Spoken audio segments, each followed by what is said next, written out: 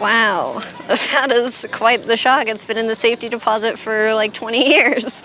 Is this lovely French musical pocket watch. It belonged to the guest's grandfather. The case is made out of 18-karat gold and dates to around 1830. This watch is key-wound and extremely rare. The dial is beautifully decorated to create a lovely aesthetic image. Or the dial of the watch, and we have an early American flag on there, so the subject matter is phenomenal. That's porcelain enamel. That's all hand-painted. And then you have this gold that's on top of the dial there. The center is indented, and this is usually called a bullseye crystal. The back is engraved, and this inner cover was a dust cover to protect the watch's movement. You can see there's two holes. Both of those are for winding the watch, not for setting. The arrows are engraved on here so that you didn't accidentally turn it in the wrong direction and damage it. There are two different mechanisms in the watch. Smaller barrel, that's what holds the mainspring inside. That's the one that you would wind to run the watch. The larger barrel controls the music portion of the watch. This watch played music in two different ways. It would play music on the hour, if you wanted it to. This rare musical watch is valued at about... An auction value today I would put on it with all these features on it. I think this watch would easily bring between $15,000 and $20,000. Wow, that is quite the shock. It's been in the safety deposit for like 20 years. No way. That is an incredible watch. Oh, I can't believe it. They say money can't buy time, but a quality watch comes close. That's the case of this watch, which belonged to the guest's great-grandfather. The watch is manufactured by Patek Philippe Company in Geneva, Switzerland, a company reputable for its quality high-end watches. The watch has its hour, minutes, and seconds hand at the front. It also has the split chronograph, allowing multiple timing. It also has a minute register for the chronograph. Off to the side is a slide for chiming the watch. It's called a minute repeater, where you lift up the slide and it'll chime the time to the minute. Okay. At the bottom, there's the day, month, date, and moonphase. The watch, with its complex bearings and beautiful craftsmanship, offers little to the imagination. It has the original crystals and original 18-karat gold engine turn case. The appraiser values it at about... This watch at auction, I suspect, would bring close to $250,000. No way. That is an incredible watch. Oh. In 2019, the value rose to a whopping sum of about $2 to $3 million. With an amount like this, money indeed comes close, don't you think? That's a little breathtaking. Next on the list is this fine piece of handmade beauty. This watch was found in the safety deposit box of the guest brother. It was made by the famous American watchmaker Albert H. Potter in 1885. Potter is considered one of the greatest watchmakers of the second half of the 19th century.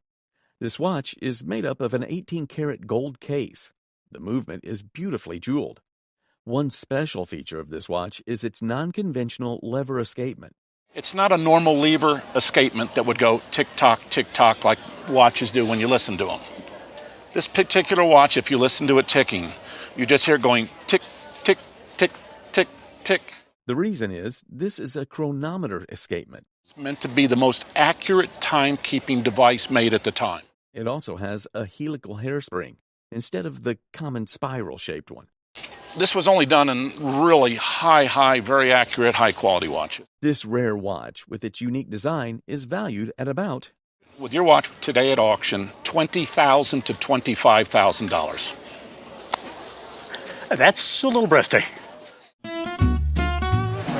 Oh my gosh, you're kidding.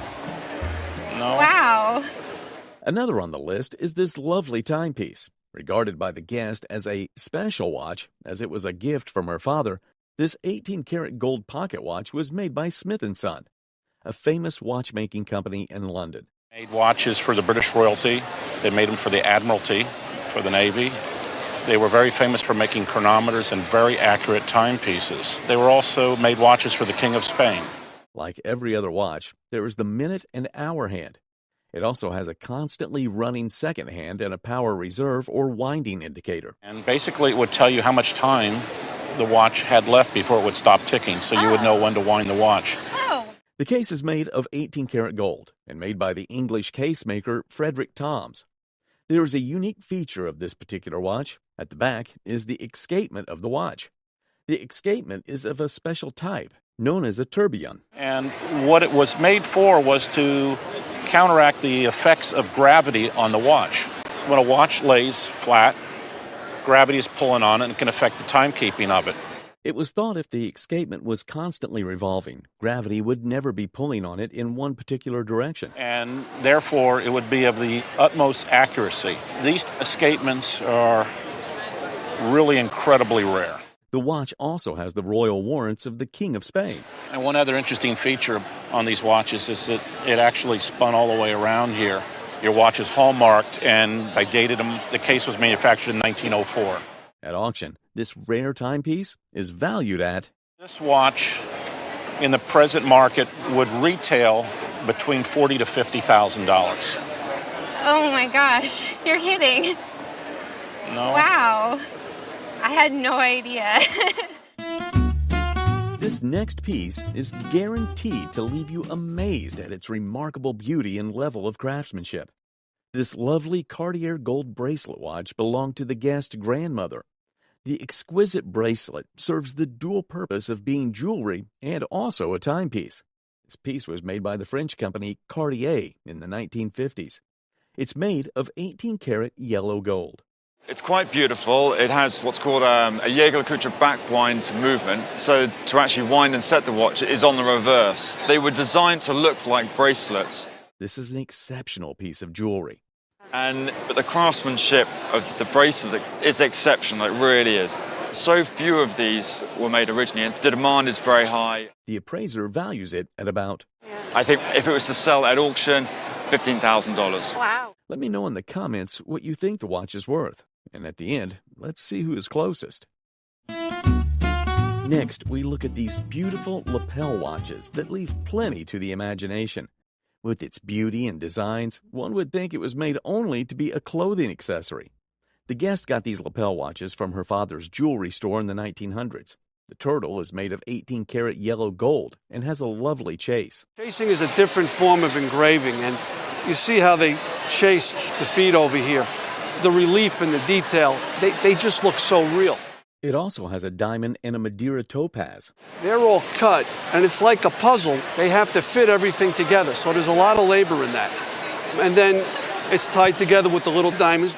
One fascinating discovery is that it's also a watch. You push this little button in the front, and as you push that, we push down on the tail, and he opens up.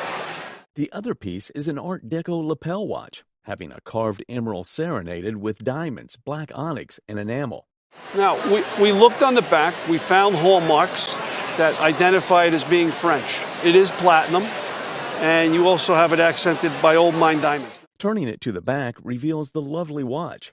The appraiser values both lapel watches at about... This piece, I feel, at auction would bring $8,000 to $10,000. Oh my. At auction, $30,000 to $50,000. See.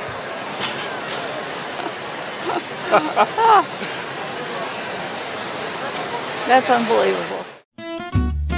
This next item shows the prestige of a beautifully made watch. This watch fob belonged to the guest father, who purchased it from his boss. The watch is made by Patek Philippe and comes in its original signed box. One distinctive feature of this watch is its size. It's considerably larger than most pocket watches from this period. It's said to be made around 1906. During the early 1900s, most of the watches were literally half of this size. It's also made of 18-karat gold. It's signed with the company's name and has the name of the jeweler. On the inside, there is a beautiful engraving in it, where it talks about how Patek Philippe made the watch especially for the jeweler in Rio de Janeiro, and how it's all signed by Patek Philippe. Also, there is a chronometer with a 30-minute registry. There's a safety feature built in, which is right here. It's a little slide. That slide, when it moves forward, would stop you from depressing the plunger to use the chronograph. Okay. The fob is also made of 18-karat gold and was made around the same time as the watch. It was made in a similar style to French jewelry, but made in Rio. It has incredibly carved griffiths, serpents, there's platinum, there's small emeralds. It is absolutely a work of art. The appraiser values them at about... In today's retail market, a watch like this, complete with the box, would be somewhere in around $35,000. Okay. The fob would easily run in the $10,000 price range retail. Absolutely awesome. This piece has the guest shedding happy tears. The watch has been in his family for many years, belonging to his great-great-great-uncle. Still in its original wooden box, and with its original warranty, this watch represents a well-curated gem. It's made by Patek Philippe. It's a minute repeater pocket watch, having a unique two-train movement mechanism. It's very unusual. It has two mainsprings instead of one. You wind it in one direction for the time. The second direction winds the repeater mechanism. Repeaters were invented initially to tell the time in the dark. As a minute repeater, it tells time to the minute. It'll first strike the hours, then the quarter hours, and last the minutes with two hammers that are located right down here. On the front, there are black spade hands, and these usually come in gold filigree hands. It says hands, Louis XV style. I opened them up, and lo and behold, we found the original gold Louis XV hands in here. They've turned dark, but they're solid gold. They're rose gold. Wow. The appraiser values it at... So your watch today could easily, in today's market, in auction, could be sold for $35,000. And if you're going to insure this, you need to insure it for about $50,000. Wow. Wow.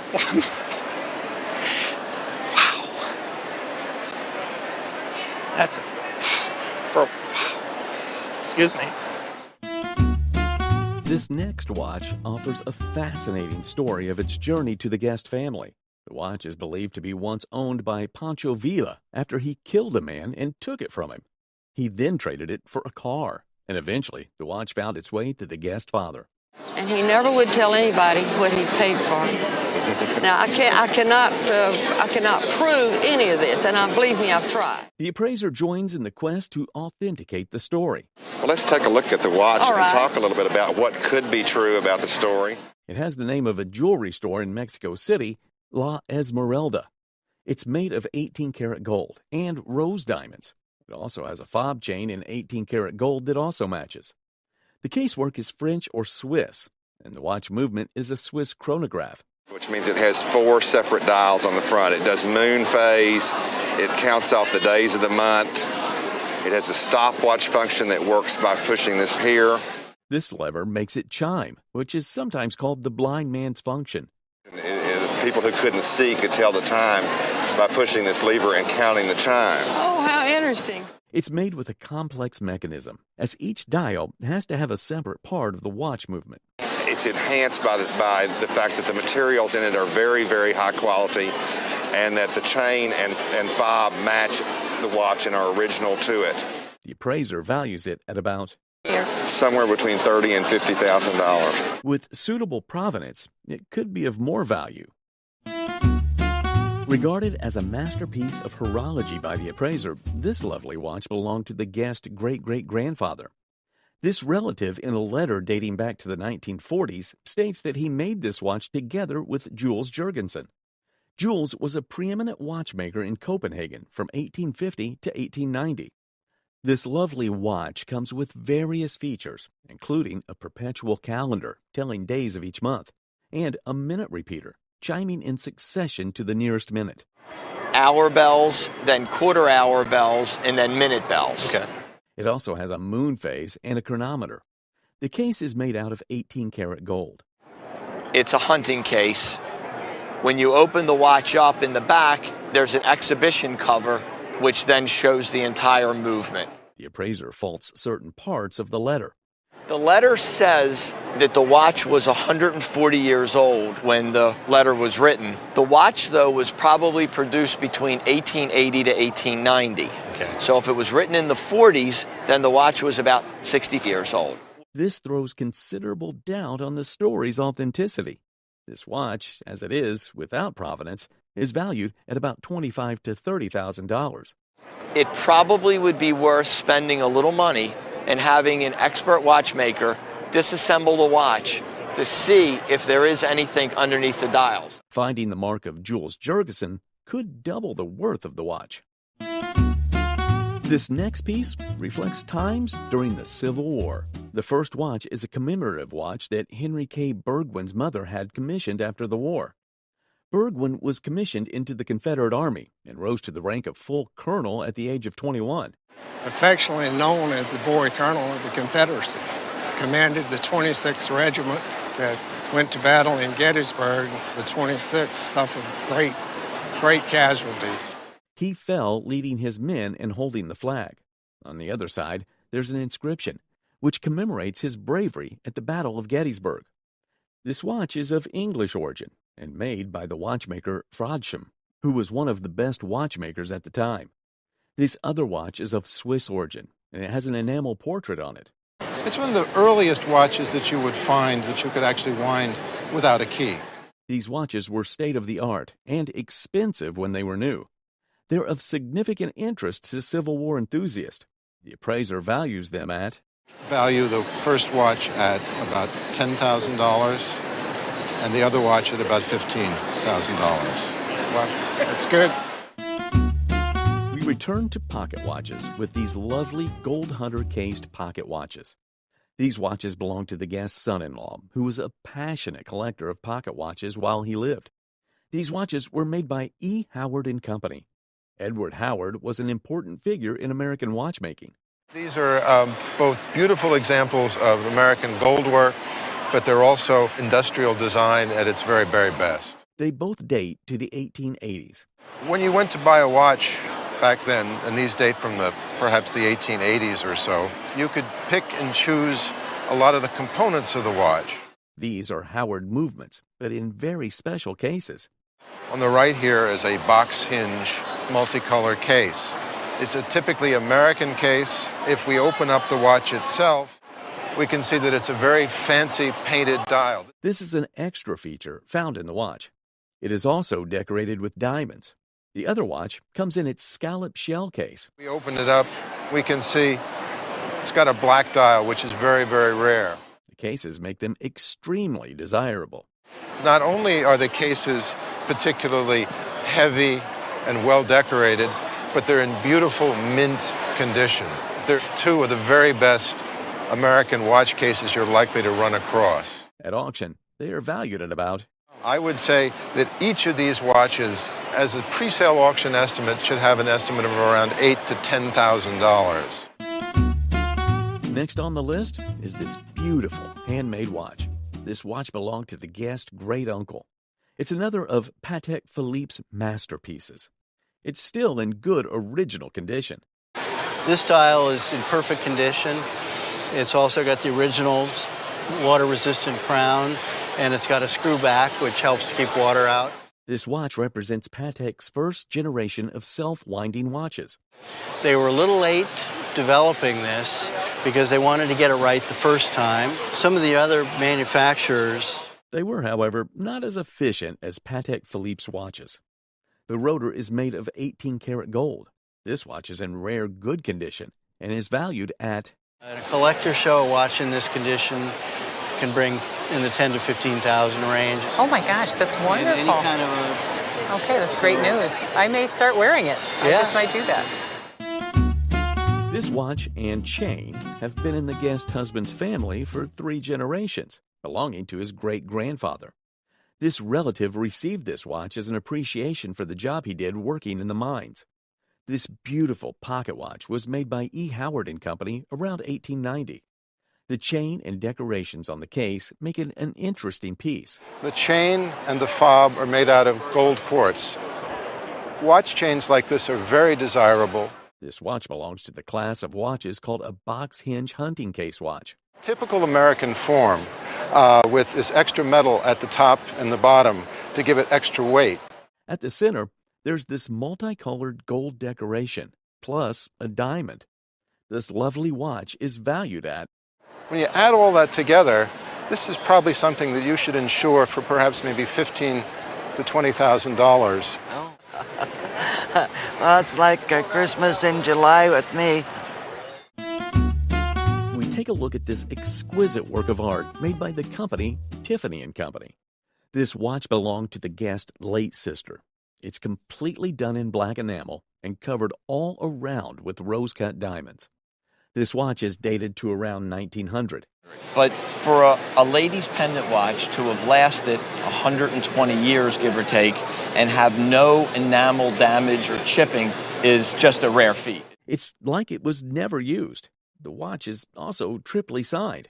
Another trademark of Tiffany is the case. The gauge of the metal in this watch is very, very heavy. It probably is twice the gauge of almost any other gold watches produced. The maker is unknown, as Tiffany used several makers to produce their movements. That cosmic play of the black and the white, it almost just shimmers like there's stars in the sky. Right. The watch is just absolutely drop-dead gorgeous. It's valued at about... It more than likely on a retail level today would sell in the $12,000 to $14,000 price range. My gosh. Let me know in the comments what you think the watch is worth. And at the end, we'll see who's closest. An engagement gift to remember. This lovely jewelry set belonged to the guest's sixth great-grandfather, who gave his bride this as an engagement gift. This engagement suite includes 2 little bar pins, a large bar brooch, and a bangle bracelet. They date to around 1850. One special feature of this bracelet is that it's also a watch. Now what we have here is a solid gold bangle bracelet. It's got a covered top that conceals or hides the watch. It's set with natural pearls and a blue guilloche enamel. On opening the bezel, the watch comes out. Now, this was given to her 70 years before it became popular for anybody to wear a wristwatch. It is a key wound and is made in Switzerland. This lovely suite is valued at about... In a retail sale, I could see this whole suite, especially the watch, but all together bringing $15,000. That's amazing. Let's see if we can top the previous item. Comically regarded as the fancy no-name watch, this watch has been in the guest family for many years. It was so named because the maker's name was seemingly undetectable. This watch is a perpetual moonphase calendar watch. On the subsidiary dials, you have the numerical dates, days of the week in French, and a moonphase. At the top is the perpetual calendar, telling the months of the year. It also has a nice little feature. You see this button up top? Yes. It's a chrono, so you could use it as a stopwatch. It also has a repeater. Within the movement, a fascinating discovery was made. So right under this hammer, the top one, it says Le Cultra. Oh. Antoine Le Cultra, he formed the company about 1833. Antoine Le Cultra was in the business of making ubouches, which is the movement of the watch. This watch dates back to the late 1800s. It has a unique case, known as the hunting case. It also has an interesting feature, which a nice watch like this would. It has what we call wolf's teeth winding. Okay. The teeth are like those on a circular saw. The appraiser values it at about... At auction today, somewhere between $35,000 and $40,000. No. Yep. Jeez. That's fantastic. However, in 2022, the price fell to between $12,000 and $18,000. Next, we look at this lovely railroad presentation watch. This watch belonged to the guest grandfather, who was the editor of the Brotherhood of Locomotive Firemen and Enginemen, Railroad Union Monthly magazine. He later became president of the union. It comes in a complete set with a chain and fob. It's made for the union. It was made and sold by the Ball Watch Company in Cleveland, Ohio. Ball proposed the standards that made railroad watches possible. So he proposed a watch that was highly precise, had a dial that was very, very easy to read, large numbers. To set the hands, you had to open the watch up so that you couldn't accidentally unset the watch. He didn't make the watches, but sold them. This watch was made by the Hamilton Watch Company. There's an extensive inscription on the inside. Open it again to see the beautiful finish of the watch. And the idea that a railroad man could buy a watch meant that they always had to be very inexpensive. Typically, railroad watches had gold-filled cases. This watch doesn't follow that trend. It is in a 14-karat gold case.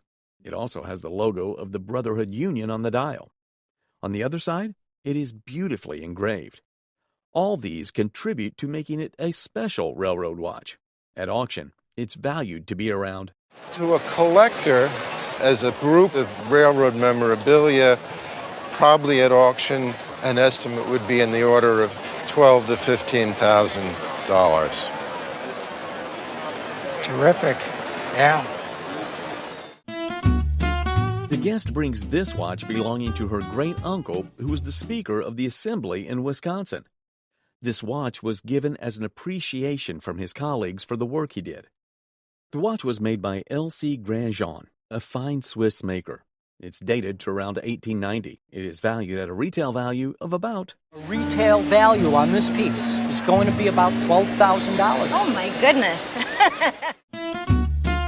This next piece of jewelry has class written all over it. This pendant watch belonged to the guest mother. It's made out of 18-karat gold and platinum. It was made by the company Aases, an early 1900 Swiss manufacturing company. They did a lot of fine ornamental jewelry work and also a lot of ultra-thin pieces. This movement, as you can tell by looking at it, has to be incredibly thin considering there's the back of the case, a dial, a face, a crystal. Oh, yeah. The watch is made of dark cobalt blue enamel. It has guilloche work, and that guilloche work is an engine turning or almost an engraving into the metal, and then the enamel is laid into it. All the white is platinum and is set with rose-cut diamonds. The pendant is in unbelievably good condition and looks like an Edwardian era piece. Phil agree the hand-done work with the platinum is just magnificent. It's valued at about... A piece like this would easily sell in the $10,000 to $12,000 price range. Wow. This next watch offers you yet again another fascinating story of its origin. It was believed to be made to commemorate the restoration of the British crown. It was meant to be presented to the royal family, but for some reason it didn't. It eventually found its way to the antique store, where the guest bought it. He bought it for about £1,000. The watch has a solid gold case made of 18-karat gold and has a chronometer inscription on the inner case. Opening the watch reveals the beauty of this timepiece. It's decorative. It has the royal crown set with stones. It has a unique detent chronometer escapement. It's a detent chronometer escapement. The detent chronometer is very accurate. It releases the time and the power in fractional seconds rather than sweeping along. There's also a secondary feature, which is the unusual blue hairspring controlling the balance wheel. This is truly a wonderful timepiece. The watch has all the characteristics of being a special order watch for a special occasion, yet without provenance, we can't really determine that. In this state, without suitable provenance, it's valued at about... For insurance value in today's market, I would put a value of $10,000 on the watch. Oh, wow. Yeah, wonderful piece. And a good buy. You made a very good buy. Yeah, thank you so much. Here comes another of Patek Philippe's wonderful creations. These watches belong to the guest great-aunt. Made by Patek Philippe, these watches were made with high quality and were for the elites in society. This yellow gold watch is made of 18-karat gold. It dates between 1910 and 1915. It has a notable, unusual shape. The shape is what we call tonneau or barrel shape. It's actually back in style. Also, the Roman numerals are made legibly in white enamels, making it easier to see. This diamond watch dates to around 1935. It's platinum with about 2 carats of diamonds in it. What's interesting is the diamonds are full cuts. That's referring to the amount of facets it's had. Most watch companies were using single cuts. So here, Patek Philippe went the extra mile, put the better quality diamonds in. The movement has been replaced, as it originally came with a mechanical movement. It has been replaced with a quartz movement. The watches are valued at about... The value on this watch with the quartz movement, everything else is signed Patek, includes the dial. I would say it's worth $8,000. Wow. The other watch, the one you wear every day, I hope you continue to wear it every day. Wear it every day, yeah. But I got news for you. Same amount of money, $10,000. Which of the two was your favorite? Let us know in the comments. This pocket watch belonged to the guest grandfather. It was given as an appreciation gift. One fascinating thing about this watch is not only that it has a presentation piece, but it is also a 50th anniversary celebration of the Gruen watch company. Gruen produced watches with solid gold movements. And not only that, they put ruby jewels in it, 21 of them, plus 2 diamonds as well. The metal is pink gold. One impressive property of this watch is that it came in the original presentation box and having a saved advertisement for the watch. There's a small tin jewelry box on the inside. Now, this was designed to be a jewelry box, but furthermore, it has some other goodies in it as well. A small box from the Gruen watch company. Within it is a pentagonal crystal. It's a spare part, should you ever be so unfortunate as to break the crystal of this watch. The watch, with its history, is valued at about... In an auction, I would probably estimate this somewhere around $8,000 to $10,000. Oh, very good. Thank you. You're quite welcome. Next is this beautiful Whittnauer pocket watch, which belonged to the guest uncle. His uncle was blind and had the watch for several years. This watch is an open-face pocket watch with a 14-karat gold case and a 14-karat gold chain. Beautiful hands, porcelain dial, Arabic numerals, nice and clean watch. It was made by the Whittnauer Watch Company in Switzerland in around 1925. On the dial, it is marked Jurgenson, which is also a watchmaking company in Switzerland. They would have retailed or partnered with Whittnauer to market and sell this watch. The standout feature of this watch is a minute repeater, chiming on the hour and on the minute. Side right here, there's a lever. Did you know this watch chimed? No, I didn't, but okay. Because he was blind, he was interested in things like that. He had an electric watch that talked to him. The watch is valued at about... This watch with the gold chain, a retail price, should bring about $7,500. Holy. Yes. Wow. This next watch is truly a sight for sore eyes. With its beautiful design and craftsmanship, it's truly a work of art. The watch belonged to the guest grandparents, and it's believed to have been gifted to them during their time in Cuba. Although in the style of South American watches, this watch was made by a German by the name of Julius Osman in Dresden. It is beautifully engraved on the outside. It's what's called a half hunter-cased watch. It's particularly nice and well done because of the enamel around the number. Unlike typical watches, the dial is made of silver and has a lot of gilt decorations on it instead of white. It dates to the 1800s. This inscription in Spanish. If we then look further, we can see some of the advertising that went inside a watch of this age. This is a 20-jewel watch and highly finished. This type of nickel finish movement was made for South America. This lovely engraved timepiece is valued at about... On the other hand, a watch by Julius Osman in this beautiful condition is probably worth, if you were trying to sell it at auction, between $6,000 and $8,000.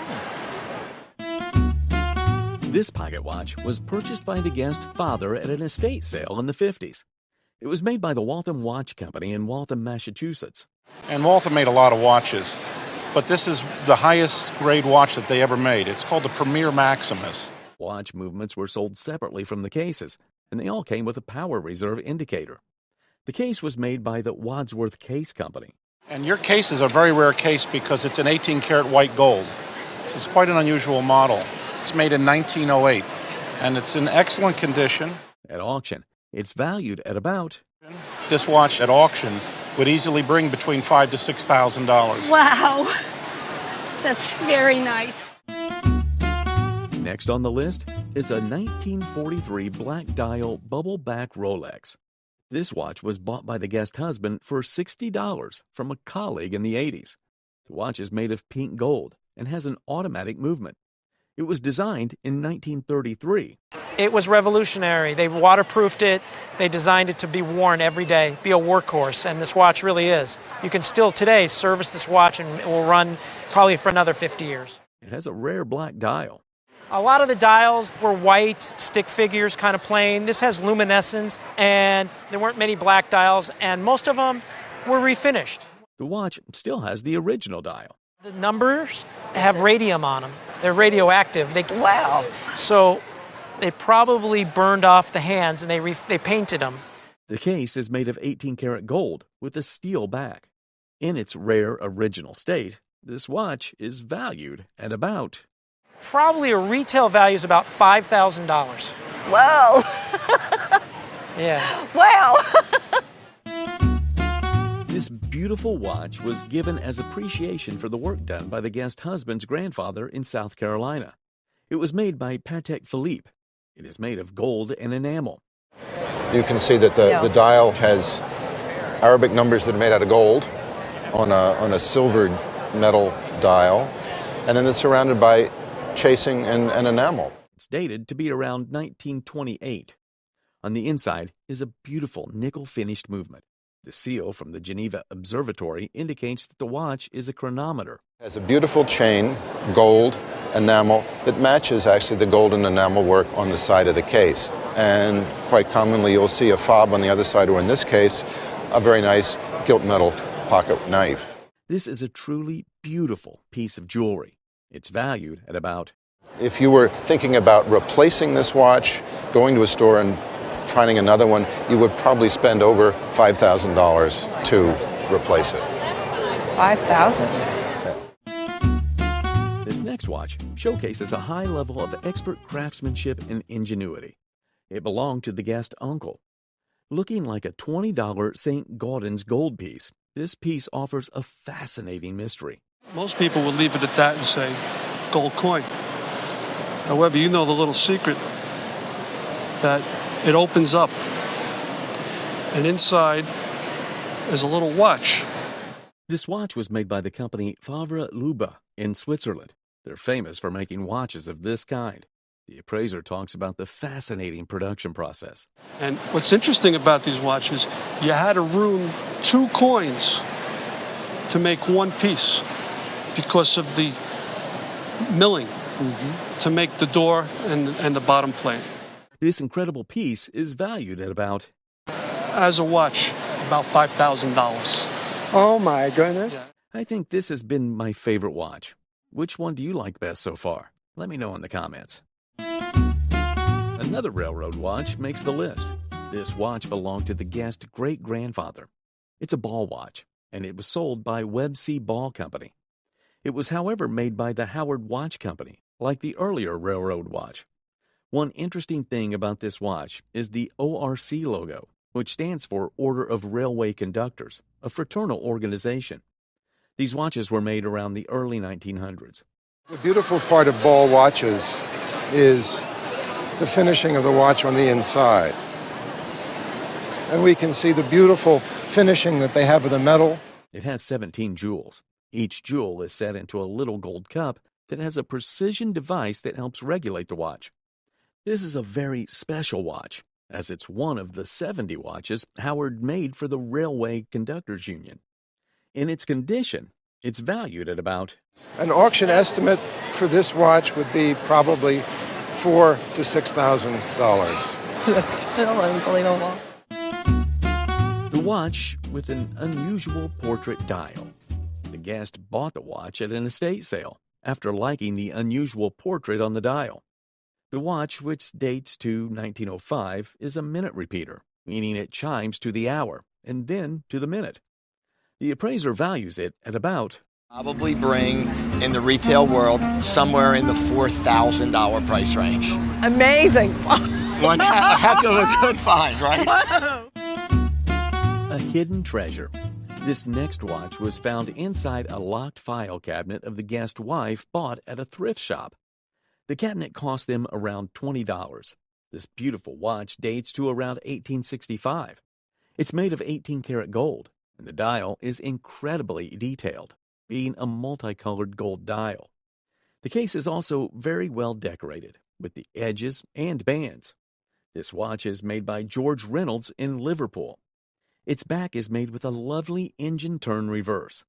Now, the way this watch is made, and particularly around this type of 1860 period, rather than the reverse entering straight into the movement, it actually comes through the front. These hands are special serpent hands. On the inside, there is the dust cover, which prevents dust entry. Here we have the movement, signed George Reynolds to the underside, and at the top, Liverpool. This lovely watch is valued at about... I think at auction a watch like this is going to sell for about $2,500. Oh, that's nice. That's nice. We draw the curtains on this series with this beautiful jewelry and timepiece. This bracelet watch belonged to the guest's grandfather. This beautiful piece serves the dual purpose of being jewelry and also telling time. It's made in a lovely late 1940s Deco style. Composed of 18-karat yellow gold, it was made by Edward Weiner in New York. It was, however, retailed by Van Cleef & Arpels in Paris. It is accompanied by a fancy snake chain for the bracelet. We open up this toggle back here, and we close it. And you can see it on the wrist. It's very dramatic. Yes. This lovely piece of jewelry is valued at about $3,000 to $4,000. Really? Yeah. Oh, my goodness. Now we're done.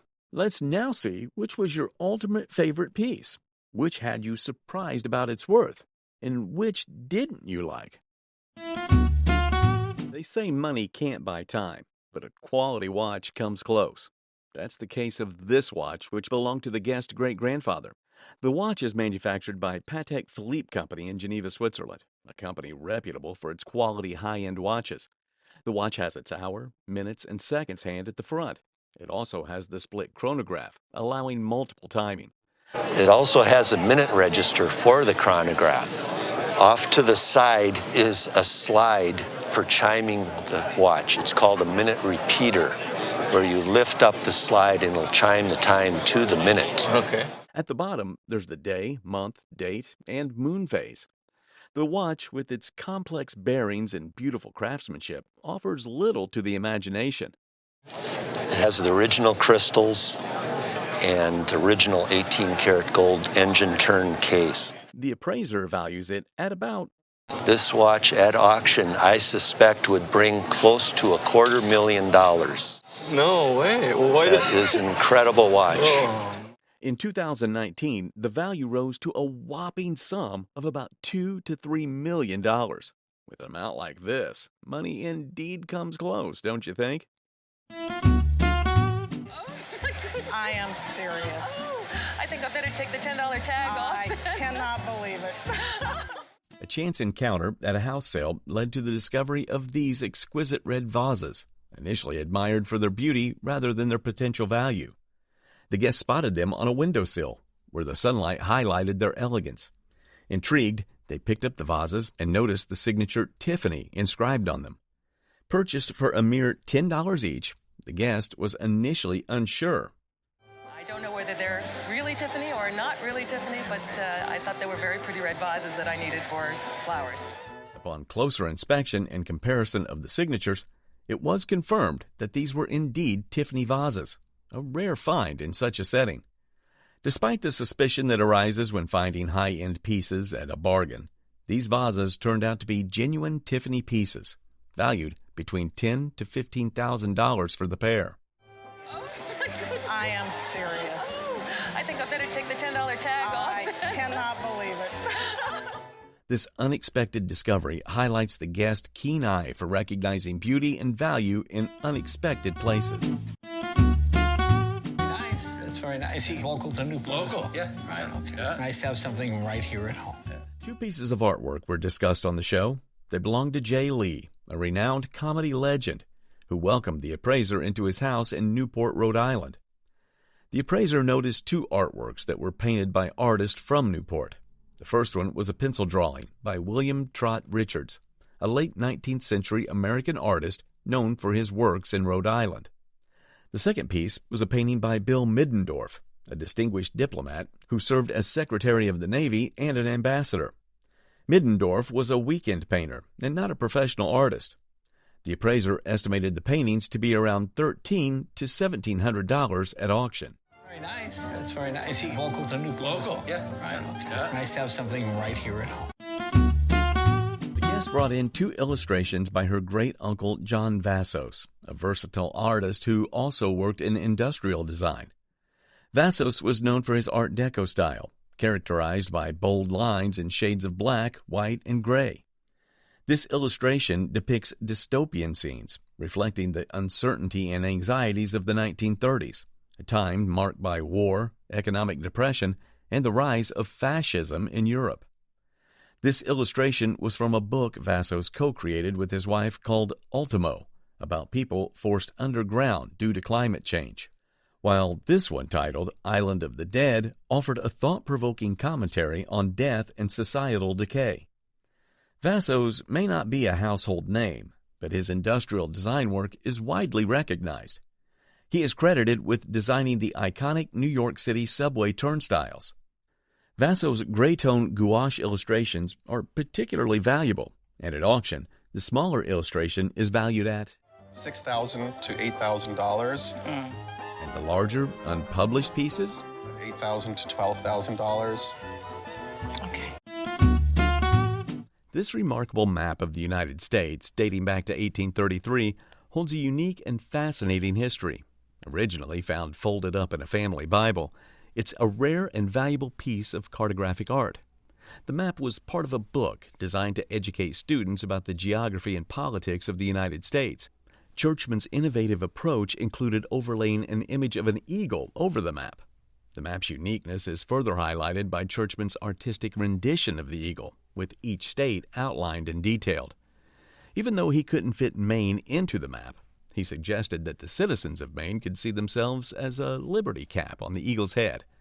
Due to its rarity, historical significance, and artistic value, this map is highly desirable among collectors. It has a retail value of approximately $25,000. Wow. That's surprising, for sure. I had no idea, really. The guest brought this distinctive horn for appraisal. She revealed that it belonged to her paternal grandfather. Further, she said that it was given to Prince Albert by a magician named Professor Anderson, who performed at Albert's birthday celebration in 1849. The appraiser verified that indeed it was the original Scottish Highland cattle horn, skillfully heated and pressed flat. The inscription on the horn indicated the significant date of September 20th, 1849. The horn, with its exquisite decorations along the edge, showcased skilled craftsmanship worthy of being presented to a prince. It also had a natural clear quartz attached to its base. Additionally, a single quartz jewel was delicately fitted into its side. The appraiser estimated $3,000 to $5,000 for this beautiful piece. Wow, very good. Our guests, who are members of the United Daughters of the Confederacy, possess a small collection that includes this wonderful three-way print. Northern boy myself, and I see lots of wonderful prints, but when this item came up, I nearly gave a rebel yell for you. Appearing as a solitary print, this piece actually conceals 3 prints masterfully intertwined in an optical marvel. Slowly rotating the print unveils the image of Stonewall Jackson, a revered leader. Reversing the rotation exposes Jefferson Davis, the Confederate president. As the rotation persists, the image of the great general Robert E. Lee emerges. Owning it is a remarkable treasure. And you're probably talking a value at auction of between about $2,800 and $3,200. The updated value of the piece is $4,500 to $5,500. The guest shares an incredible story behind these John Bullis Apache artifacts. The guest's great-great-grandfather, John Bullis, wasn't an average soldier. As a Quaker by upbringing, he fought for the Union Army, even leading a regiment of formerly enslaved men. After the war, his path led him to Arizona, where he encountered the Apache people. There, he received these fascinating artifacts, some as gifts and others likely purchased. Adorned with figures, these beautifully crafted moccasins were made for a specific Apache dance. They're scarce, offering a glimpse into Apache cultural traditions. Other items in the collection include a pouch, likely used for a peace medal, fire starters, and even a war club. Each piece whispering stories of daily life and battles fought. The collection appraised at a value of $25,000 for what's in this case here. And on the high end, probably as much as $35,000, maybe a little more. It's wonderful to know that. Guest inherited this lithograph from her mother, who won it in a raffle with just one ticket. Dismissing the artwork as the split grape juice, their mother didn't fully appreciate its value. The lithograph is by Lee Krasner, a significant figure in the abstract expressionist movement and the wife of Jackson Pollock. Krasner created this lithograph as part of a series of 3. Each lithograph was made in an edition of 100, despite the lesser recognition of female abstract expressionist artists. Krasner's work is highly regarded. The lithograph is conservatively estimated to be worth between $3,000 to $5,000 at auction. The appraiser expects the value to continue rising in the next 5 to 10 years. Guest has a piece of furniture that's got hearts racing. It's a beauty from Bermuda, steeped in family tradition and craftsmanship. My husband's family for many, many years had been going to Bermuda. Bermuda furniture is unique because the beautiful cedar used gives away its origin. Unlike the fancy, high-style furniture of other regions, Bermuda pieces were often simpler. These Bermudan pieces were influenced by the more elaborate furniture that folks would order from England, Boston, and New York. The inner side is surprisingly well crafted, despite the plain exterior. Few condition issues, but I'm going to take out the secret center section here. The furniture has a surprising number of concealed compartments. Local cabinet makers had to compete with that market, making this chest an interesting look at how they catered to Bermuda's smaller population. Bermuda furniture has a devoted following, and this beauty is estimated at $20,000 to $25,000 today. Wow, that is wonderful. Oh my goodness, yeah, I had no idea at all. This grand necklace isn't just a piece of jewelry. It's a journey through time. Passed down through generations in the Guest family, its origins remain a mystery. Perhaps Danish, perhaps somewhere else in Europe. While the Guest may have not known its exact origins, It has belonged to my grandmother, but I don't know where she got it from. Fraser has unveiled a fascinating story behind this family heirloom. This piece is a stunning example of Renaissance revival jewelry. Because it was crafted in the mid to late 19th century, it likely originated in Austria, or Austro-Hungary, a region known for this style. This necklace combines the historic cameo with natural pearls, rubies, and a colorful enamel, resulting in a truly one-of-the-kind treasure. With its rich history and artistic blend of eras, this necklace is estimated to be $10,000 to $15,000. Oh my goodness, yeah, I had no idea at all. In 1937, Ellen Pyle, a well-known illustrator, created a colorful illustration for a Saturday Evening Post magazine cover. The illustration depicts a scene with children and a rainbow. This particular illustration was gifted to the Guest uncle by the editor of the Saturday Evening Post magazine. The uncle then gave it to the Guest parents to hang over their fireplace.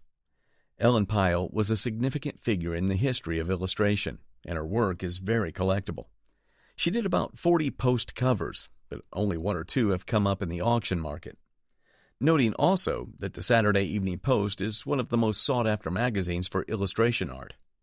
Given the rarity of the piece and its excellent condition, the estimated value of this illustration is $25,000 to $35,000 at auction. Yeah. Gosh, I had no idea. Yeah. That's wonderful.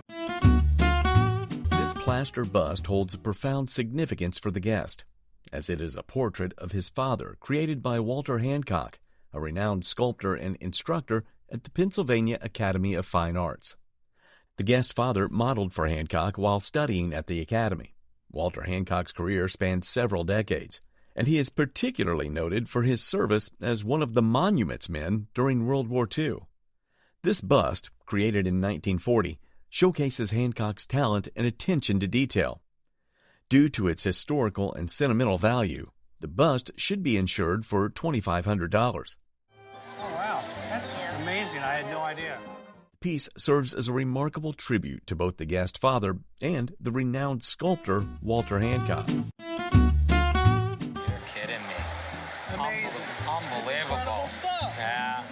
The guest shared an interesting story about acquiring baseballs belonging to his father. The item had been kept in a box in his father's closet for a long time. The appraiser identified that the collection ranged from the 1940s to the 1960s. After examining, they found some special ones, including a 1957 Cleveland Indians ball, signed by Roger Maris in his rookie year. There was also a 1955 Boston Red Sox ball with Ted Williams' signature. Furthermore, the collection included a 1952 New York Yankees ball, featuring an early Mickey Mantle signature. The appraiser called the 1961 New York Yankees ball the most valuable, depicting the signature of Bob Hale. Bob Hale played 11 games for the 61 Yankees, and that's it. He didn't play for any other team that year, and 1961 was the year. So The value estimated for the significant collection was $12,000 to $15,000. You're kidding me. Amazing. Unbelievable. Yeah. This Levi's poster holds a special place in the guest heart, originating from Levi's manufacturing and displayed in their family's business in Tell City, Indiana for several decades. The poster has vibrant colors and a humorous design, featuring a rooster scaring a horse. The Guest family store has been in business since the 1800s, and it still stands today. This poster was just one of many advertising pieces used to promote Levi's products, including a pair of Levi's jeans with a staggering waist size of 76 inches and a length of 45 inches. And those were used as an advertising piece as well, correct?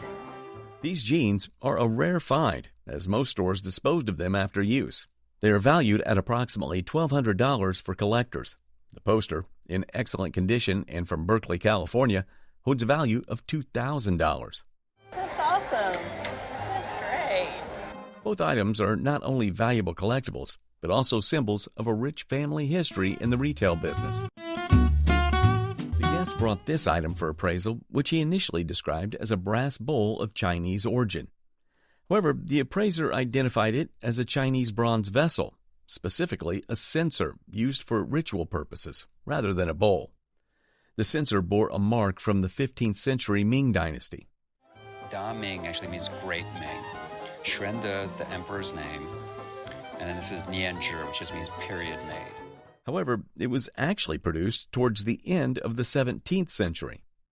The item showed signs of wear, including a polished surface and patches of green verdigris, indicative of bronze disease.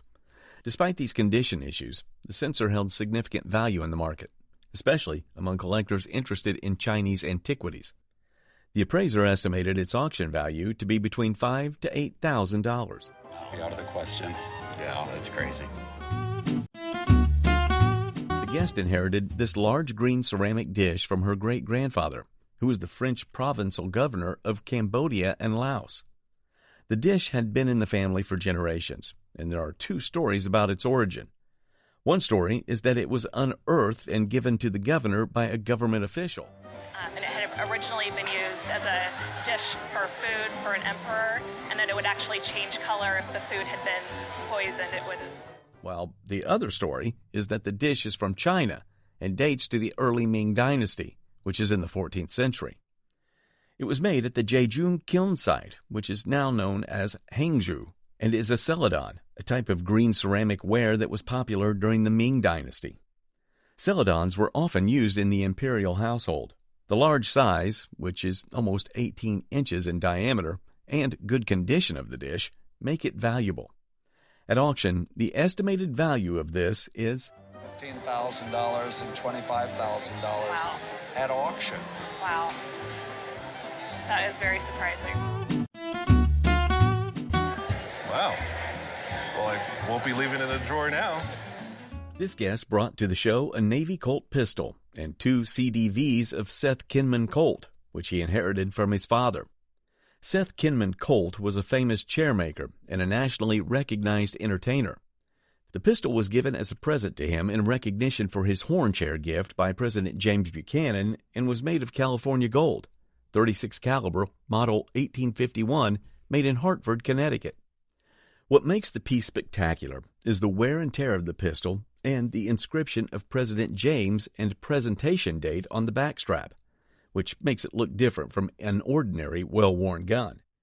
The two CDVs depict images of him sitting on a bear chair, and the second is an image of a throne chair made by Seth Kinman Colt.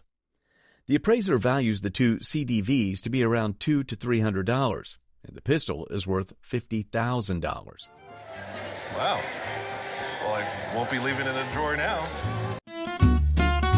The guest received this colorful quilt made from cotton and appliqué fabric as a Christmas gift from her mom 10 years ago. The quilt is by Sarah Mary Taylor, a famous African-American quilter from Louisiana. She was an extraordinary, colorful woman who had 5 husbands and lived on a plantation almost her whole life.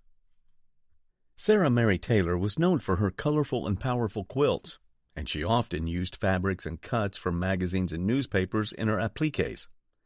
The work is quite bold, colorful, and big, and the quilt here is made of cotton, which would ordinarily be made with things like bed skirts. The quilt is circa 1980 and is considered very rare. The appraised value of the quilt is $5,000 to $7,000. No.